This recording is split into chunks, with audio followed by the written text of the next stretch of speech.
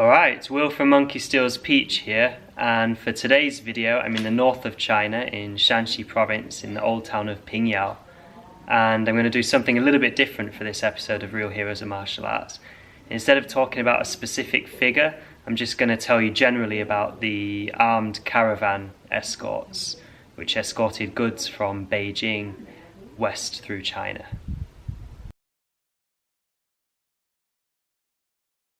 Pingyao was one of the most important centres of finance and trade during the imperial era of China, and it's for this reason that it became an important hub for martial arts, as goods and silver were being traded from the capital going westwards.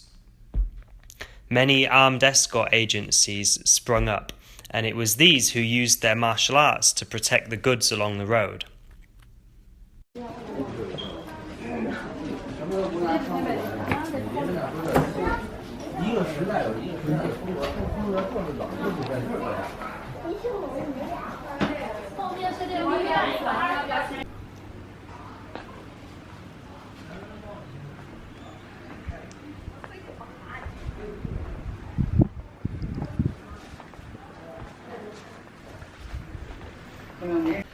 Alright, so this is a museum specifically for martial arts, and it's a lot quieter than the bodyguard museum that I was in just before. Pretty much the only person in here, just a couple of others. So I'll show you a few of the exhibits and then give you a little bit of an explanation later.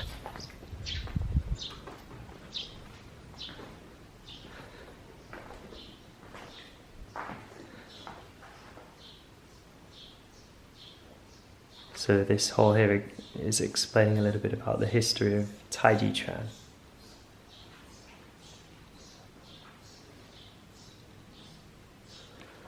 And then here it's explaining the 13 postures of Taiji, and then the 5 main families,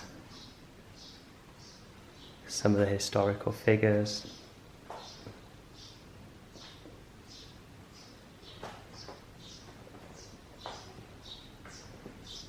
And about the theories.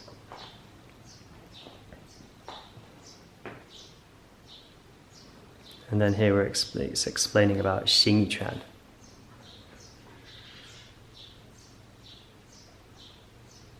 You can see the 5 fists in the middle there.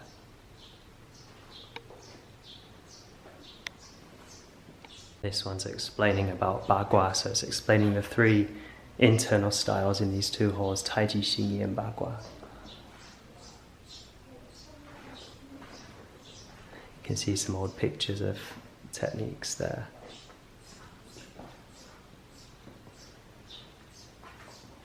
Some old weapons.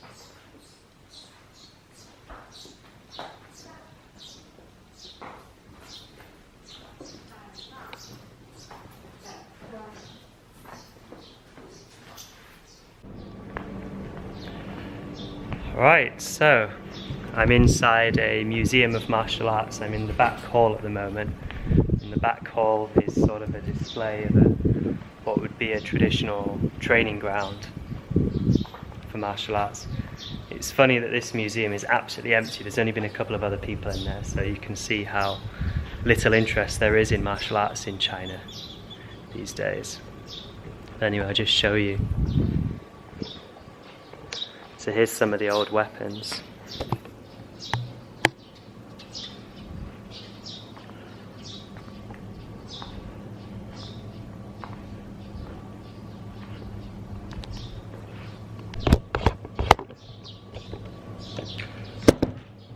So as I said at the beginning of the video, it's not really one specific sort of hero in the case of the armed escort agencies, but rather it was this general sort of environment which in the late Ming and Qing dynasties sort of set the stage for martial arts which we practice today, because it was this sort of time when martial arts stopped being something that just the military practiced and became like a privatized thing, and so different styles emerged and different groups along with these different armed escort agencies.